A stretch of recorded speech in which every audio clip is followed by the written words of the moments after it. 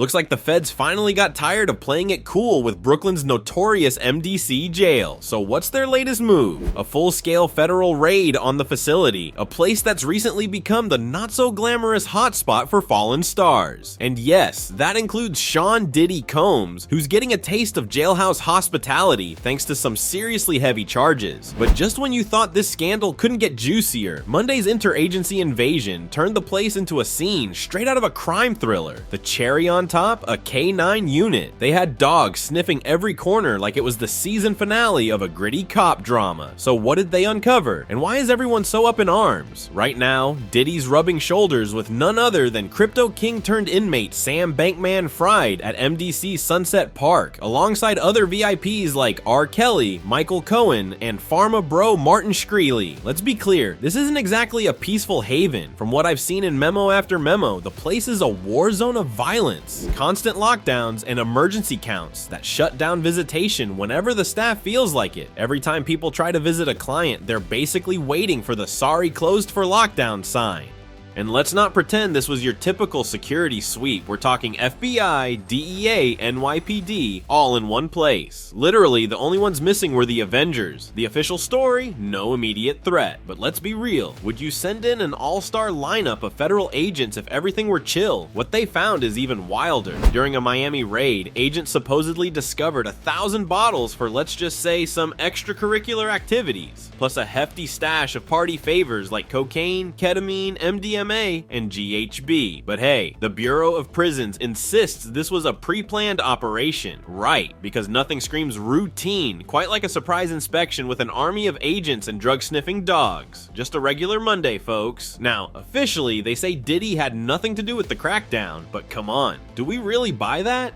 Combs just happens to be the latest A-lister to join MDC Brooklyn's Celebrity Hall of Shame, joining infamous names like R. Kelly, Ghislaine Maxwell, and Sam Bankman-Fried. This place isn't just a lockup, it's practically a hangout for fallen icons. Forget the red carpets, think concrete floors and steel bars. And in case you needed more scandal, MDC Brooklyn has been catching heat for how it treats inmates. We're talking conditions so bad that judges have flat out refused to send people there. Rats in cells, a skeleton crew of overworked staff, and an overall vibe straight out of a medieval horror movie. Yet now, the Bureau of Prisons wants us to believe they're all about maintaining a safe environment. Right, because they've clearly been so concerned up to this point. Diddy's legal team, featuring top-tier names like Mark Agnafilo and Tiny Geragos, is pulling out all the stops to get him out of Brooklyn. Their pitch? New Jersey's jails are nicer. But for now, Diddy's stuck at MDC, slapped with what's charmingly called routine self-harm watch. Routine or not, it's hard not to flash back to Jeffrey Epstein and his mysterious ending while in federal custody. Speaking of Epstein, remember the infamous Manhattan federal jail where he was kept? The one with malfunctioning cameras and guards conveniently dozing off the night he died? Well, that place is temporarily out of business, leaving MDC Brooklyn to pick up the slack, and oh boy, is it loving the limelight, especially with Diddy on its roster to spice things up. During this latest interagency raid, sources say agents didn't just take a casual stroll through the place, they went all out, sweeping cell by cell. The official line is that it was routine, but come on, this was a full-on spectacle. Maybe they were genuinely hunting for contraband, or maybe it was just a heavy-handed reminder to Diddy and his VIP neighbors that, famous or not, they're all under the same roof now. The Bureau loves to dress up their actions in phrases like maintaining a safe environment, which sounds all nice and official.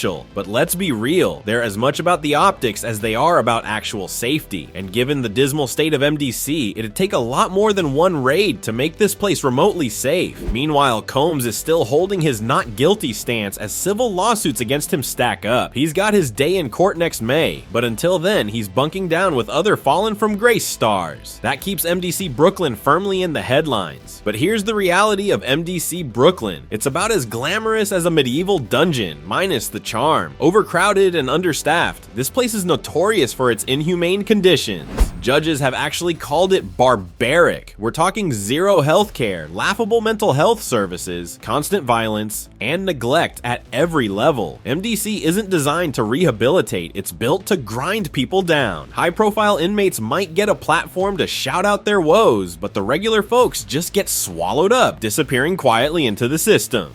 As for Diddy, his days of private jets yachts and penthouse suites feel like a far-off dream. Now he's facing the bleak, unfiltered reality of prison life. The cash, the entourage, the luxury? None of it holds any power behind those bars. And maybe that's just what law enforcement wants to showcase. A spectacular fall from grace. A big flashing billboard that says no one is above the law. But let's not forget, this is the same system that ignored a lot of his antics when it suited them. Then there's the routine self-harm watch they've slapped on Diddy's profile. The Bureau says it's standard for high-profile inmates, but let's be honest, this smells a lot like PR damage control post-Epstein fiasco. It's almost like MDC Brooklyn has developed its own bizarre, dark celebrity vibe. Imagine a jail cell that's less rehabilitation center and more real-life horror movie set. And in the spotlight, Sean Diddy Combs, flanked by a rogues gallery of other notorious names. MDC's infamous guests have made it notorious, not for the people it holds, but for the hellish conditions they endure. Think high-profile inmates are suffering. Welcome to the madhouse. The celebs might get a mic to scream into, but everyone else, they're just part of the system's forgotten background noise. With Diddy's current predicament, the spotlight is burning bright again. So let's take a closer look at what's inside this house of horrors. From the rats running free to the legal teams describing their clients as broken, which honestly might be putting it mildly. If you think jail is bad, just wait till you get a look inside MDC Brooklyn, a place so notorious it could make a horror movie look like a Disney flick. Ghislaine Maxwell, Jeffrey Epstein's infamous partner in crime, got a first-hand tour of its delights, and let's just say, even she couldn't handle it. Her defense team called MDC downright inhumane, and if conditions were so rough that Maxwell, of all people, felt the need to complain, you know it's bad. Poor lighting, barely any exercise, and basic human rights? Apparently these are more like optional extras at MDC. Meanwhile, thousands of other inmates suffer in silence, just without the front page attention. Then there's Sam Bankman-Fried, the crypto golden boy whose empire collapsed like a bad investment. In 2023, he joined the MDC crew, where he got up close and personal with the grime, lack of medical care, and absolutely zero privacy. His lawyers tried to raise a fuss about the conditions, but let's face it, that's like trying to yell over a hurricane. MDC isn't just a holding cell, it's the ultimate leveler, where everyone gets the same miserable treatment. R. Kelly got the MDC experience too, and his lawyers didn't waste a second calling out the lack of healthcare and mental health support. Sure, Kelly's complaints made headlines, but inadequate healthcare, that's old news for anyone stuck behind those bars, just without the fame and press coverage. And don't forget Michael Cohen, Trump's ex-fixer. Cohen spent his time dodging rats and praying the lack of hygiene wouldn't do him in. His testimony shocked the public, but to anyone familiar with MDC, this was just another Tuesday. Cohen's accounts confirmed what everyone already suspected. MDC is as close to a legal dystopia as it gets. Allison Mack, the Smallville actress turned NXIVM cult second in command, said isolation and subpar food nearly broke her. Sure, her fall from TV star to MDC inmate made juicy headlines, but her struggle is the same as everyone else's there. A slow mental breakdown in a place no one seems to care about. Even Martin Shkreli, the infamous pharma bro who hiked drug prices, thought his money and reputation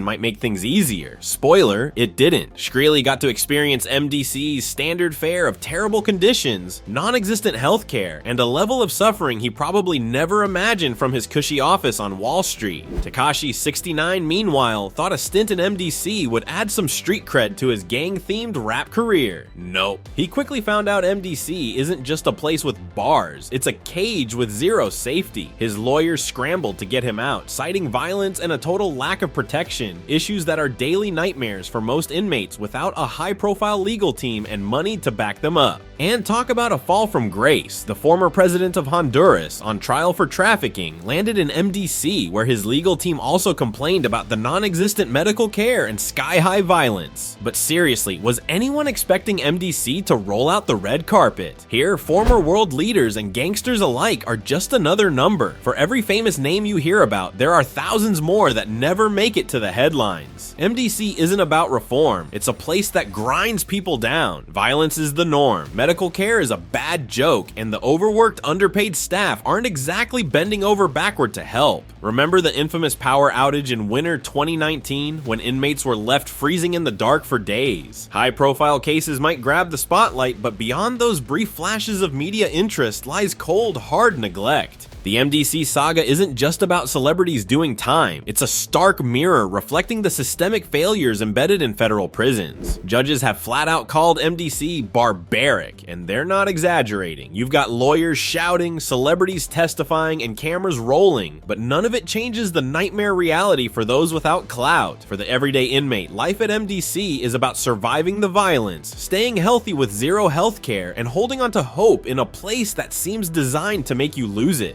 It's despair, served up daily. Sure, the media catches a whiff of MDC's horrors when someone like Maxwell or Diddy checks in, but once the cameras leave, it's back to business as usual, and MDC's business, breaking people down one soul at a time.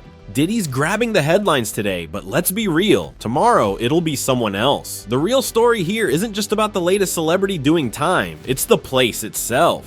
MDC Brooklyn, a facility supposedly built to hold people, but one that's slowly grinding them down in the process. Sure, high-profile cases like Diddy's keep the cameras rolling and the public watching, but beneath the surface, the truth is brutal. MDC Brooklyn is one broken cog in an even more broken system, and it's not a question of bad luck for those inside. It's pure systemic rot. Think anything's going to change just because another celeb winds up behind those bars? Change isn't coming from celebrity scandals or even front page stories. It's only going to come when people stop treating this as just another scandal and start calling out the rotten, ruthless system that keeps chugging along because it's so easy to look the other way.